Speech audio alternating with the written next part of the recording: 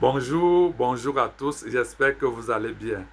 Nous allons continuer à explorer les bienfaits du Saint-Esprit en dehors de l'Église, en dehors de la communauté dite chrétienne. Le Saint-Esprit, c'est l'Esprit maître, l'Esprit qui a créé les cieux et la terre. C'est l'Esprit qui avait la pensée appelée monde, du moins le projet appelé monde, parce que le monde est un projet. C'est un projet divin.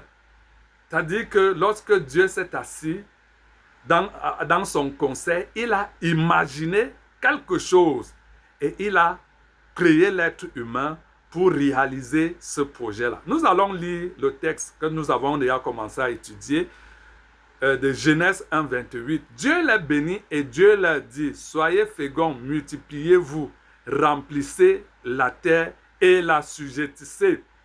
C'est-à-dire, Dieu bénit et rend l'homme fécond et lui demande d'aller se multiplier. Or, lorsqu'on se multiplie, les besoins aussi se multiplient.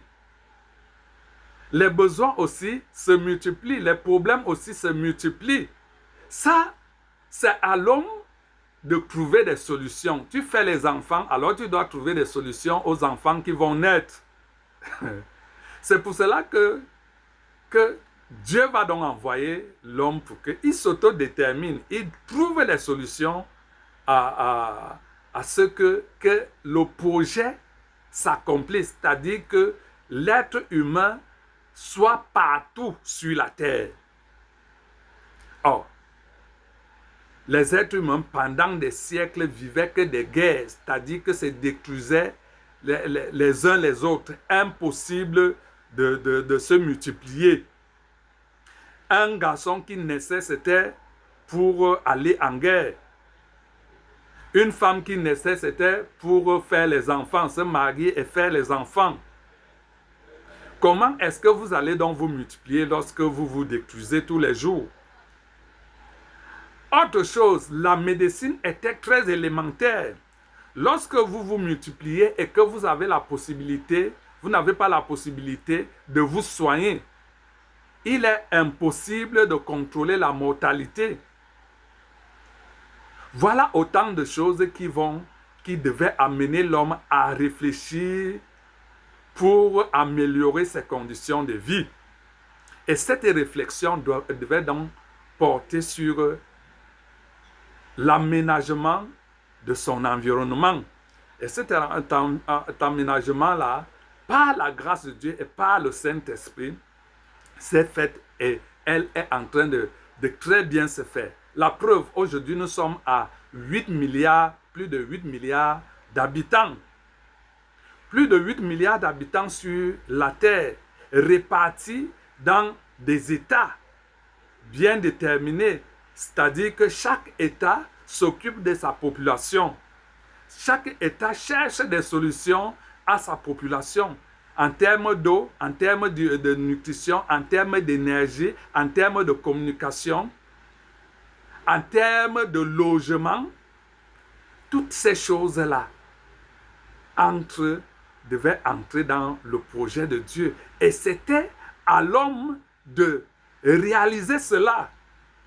C'était à l'homme de réaliser cela. Or, lorsque le Seigneur dit qu'il va déverser son esprit sur tous les êtres humains, ce n'était pas un jeu, c'est l'esprit créateur qui devait déverser sur l'être humain, sur tous les êtres humains, pour pouvoir accomplir son projet. Et c'est pour cela que nous avons jusque-là réussi par l'éducation, par la santé, par la sécurité, la réduction de la mortalité, le développement de la médecine liée à la multiplication, c'est-à-dire à la fécondité. Tout ça, c'est grâce au Saint-Esprit. Ce n'est pas grâce à l'homme, ce n'est pas grâce au diable, c'est impossible. Il a bloqué ce projet-là. Bon, maintenant, dans cette première partie, il y a un élément, un mot que nous n'avons pas touché dans la première phase, c'est le mot assujettissement. Assujettir la terre, c'est-à-dire il considère la terre comme un être vivant. Il personnifie la terre, parce que ce qu'on assujettit, c'est quelque chose qui vit. Que veut dire assujettir? C'est soumettre à sa domination. Par extension, on parle de obliger à faire habituellement et fréquemment quelque chose. Par analogie, on peut dire arrêter, bloquer une chose ou une personne de telle sorte qu'elle soit stable et sans mouvement. C'est-à-dire qu'il fallait stabiliser la terre, stabiliser les êtres humains, utiliser les éléments invisibles que Dieu a mis sur la terre pour pouvoir vivre.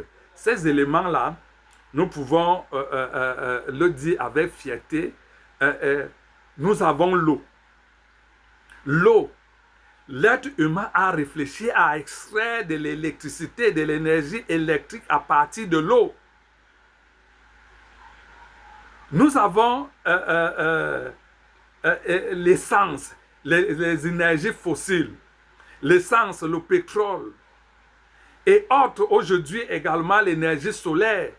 Toutes ces choses-là existaient, mais c'est l'être humain qui devait être capable de le penser et de le réaliser, d'avoir la vision pour voir, comprendre et réaliser ces choses-là. Et c'est ce que l'Éternel, vous devez assujettir la terre. Ce n'était pas à Dieu de le faire. C'était à l'homme. Or, l'homme lui seul, il ne pouvait pas.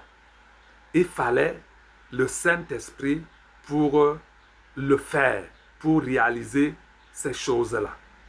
Donc, vous avez la santé sexuelle et reproductive qui sont aujourd'hui très développés. Vous avez des pays, certains pays développés qui aujourd'hui sont en train de réfléchir comment est-ce qu'ils vont développer les naissances, multiplier les naissances parce que les gens naissent de moins en moins. Les gens naissent de moins en moins et meurent de moins en moins.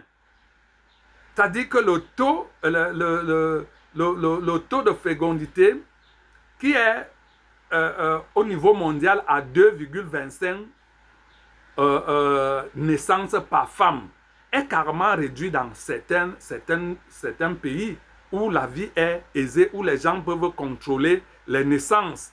Donc, ils sont en train de réfléchir comment est-ce qu'ils vont faire pour contrôler. Par contre, dans les pays pauvres, on continue à faire beaucoup d'enfants.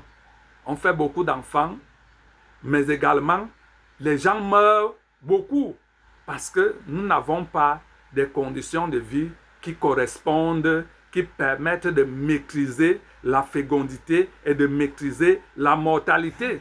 C'est pour cela qu'il est nécessaire pour chacun de nous de faire partie de sa société. Nous sommes dans un État démocratique.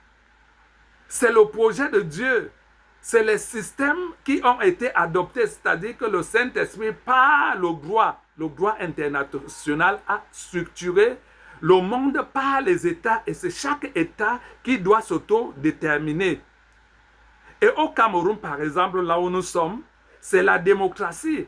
Ça veut dire le pouvoir du peuple, par le peuple et pour le peuple. Ça veut dire que chacun de nous est responsable de ce qui se passe dans son pays. Donc le Saint-Esprit a travaillé, est disponible. Pendant que les autres sont en train de créer, nous sommes plutôt en train de développer des astuces de vol, des astuces de destruction, les astuces de sorcellerie. Alors je me pose la question que le Saint-Esprit que nous avons en Afrique, il s'agit de quel Saint-Esprit? C'est toujours l'esprit du Créateur ou l'esprit du destructeur? Nous devons nous poser ces questions-là. Les autres créent, nous on consomme. Or, nous sommes en train de revendiquer que Jésus-Christ était noir. L'importance de la race de Jésus-Christ, c'est où? Ce qui manifeste la puissance de Christ, l'esprit de Christ. Ils sont ailleurs, ils ne sont pas en Afrique. Alors, Soyons sérieux.